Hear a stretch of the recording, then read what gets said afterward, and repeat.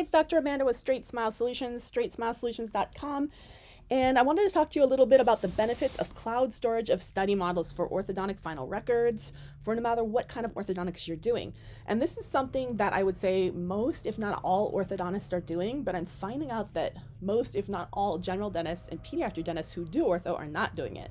So I just wanted to go over why and what the benefits are. I know a lot of you are motivated by money, so there'll be a lot of that too. So first of all, you need to look into your own Dental Practice Act in your own state or country and see what your standard of care is for final records. And if you're not sure, sometimes it's not in there, then you need to kind of ask orthodontists what people are doing in your area because you need to be doing what they're doing. So I would say most, if not all, orthodontists do final study models. Either, in the old school, we actually made models. We'd send them out. We'd have them, soaped, made, pretty, and we'd throw them in a storage locker for 7 years or 7 years after the patient turned 18. That's how we did them in California. Before there was digital study models, before that was even a thing, cloud storage did not exist. And you see all these, people make great art out of their study models, that were a long time ago. Now there's digital study models, so you don't have to make physical study models. If you put them as digital study models, then you can always grab them later. You can always have them printed later and use them later if you need to. So that's the nice thing. It's like they're stored if you need them. Why might you need them? Well, first one is risk management.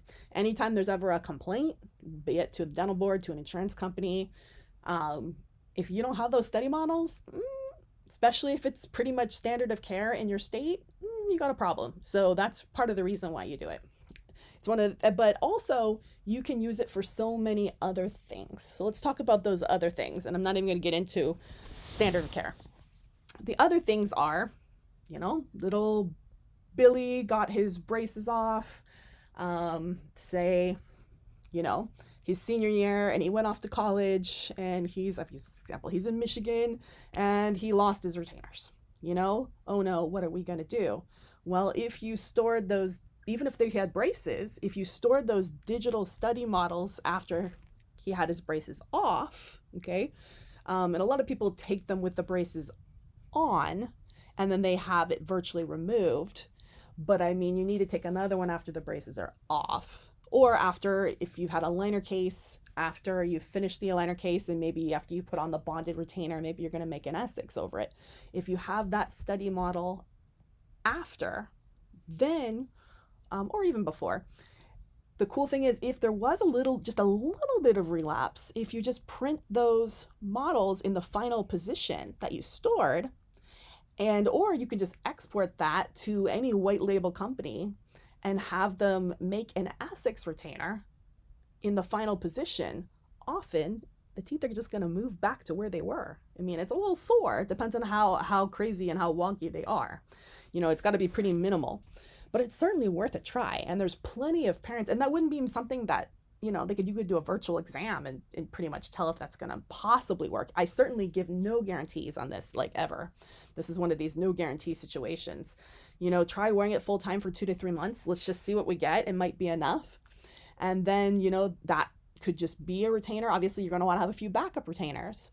Or, when you come in, we can just make a retainer off that final position for you. That's going to be a little bit more comfortable and maybe not quite as sore. So there's a lot of different options you can do. So certainly you're going to charge the patient for that. You're going to charge the patient for the retainer and the shipping and stuff like that, and maybe the virtual consult. Maybe you won't charge them for the virtual consult. I think if it's within a year or two, it's a nice thing to do it for free. But certainly you're going to charge them for the retainer, but the retainer plus the shipping to you, obviously they can't ship to the patient directly, the lab can't, and then you're repackaging and shipping it to them if they can't come in. How much would you charge? If it was my ortho patient and it was within a year, this really comes down to your whole retainer warranty. Do you have a retainer warranty? What is your retainer menu? What is your retainer plan? You really should have one if you don't have one. And I have a ton of content on that. You can just access my whole retainer playlist if you want to know about it. But I think most parents and most consumers, they'd give that a try, definitely, before they, if you make new retainers off a shifted position, it's just going to trap the shifted position and a not so good bite potentially. So that's why it's nice to give it a go first, maybe, and get it back. That's the benefit of the final study model. So obviously this isn't going to work for a patient that's in mixed dentition because it's always going to be changing, or if they've had new fillings, that's not going to work. So there's obviously a little due diligence that you need to do if you're not the general dental provider, or if they've been to another general dentist since then. You need to find that out. You definitely would want to create a document saying that there's no guarantees and that coming in for an in-person appointment is always the better thing. But what else can you make? Not only just retainers, you could make bleaching trays, you can make night guards, so many things you can do off that final study model. But definitely the relapse correction is invaluable. And I know some of you are thinking, well, why would I want to do that? I'd rather retreat and charge money. Well, this is a really good standard of care. It's just really, really nice thing to do. Most of the time, they're very appreciative. Oh, we didn't talk about what are the options for cloud storage. There are a few companies that do it. I did reach out to everything I found on the first 2 pages of Google when I searched for that, which is only 3 companies. They were all labs. One of them I know is legit and has been doing it for about 8 to 10 years. I'll wait for them to get back to me. I know that I super trust them.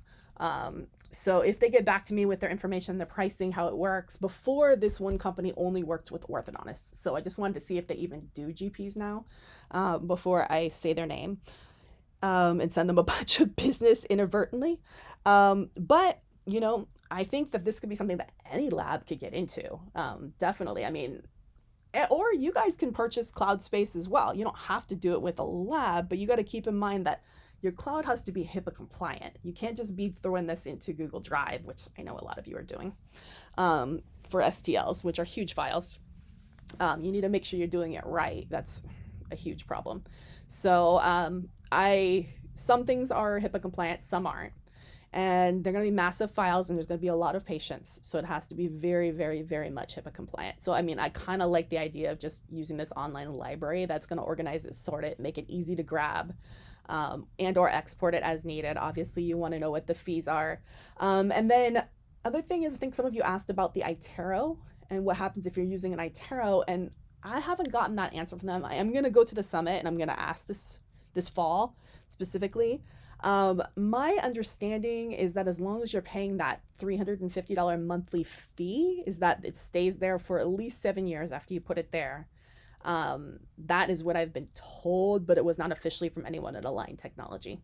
So, but you know, what if you decide you want to get rid of your iTero? I think it's just so risky to file it with a company that always is changing their terms and conditions and is, you know, I don't know. $350 a month. I mean, yeah, I mean, if you're scanning everyone on an iTero and you already bought that piece of equipment, and if you're good about paying that monthly fee every month, but what if you default on it and all your final models go away? It just makes me very, very, very nervous. So, all right. Hopefully that was helpful. Definitely consider it. You can make a ton of good karma for your existing patients on doing this, as well as trust and potentially some revenue too, because some of them are going to decide they want retreatment, or some of them are going to decide they want 4 sets of Vivera retainers later or something like that off that, you know, final model.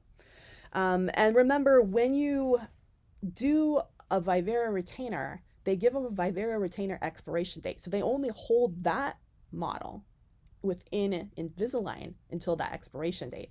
Now, whether it's still in your OrthoCAD or your iCAD or whatever we're calling the iTero storage is a different story. But definitely, if you guys find out how this works for iTero, please post it in your comments. All right, thanks.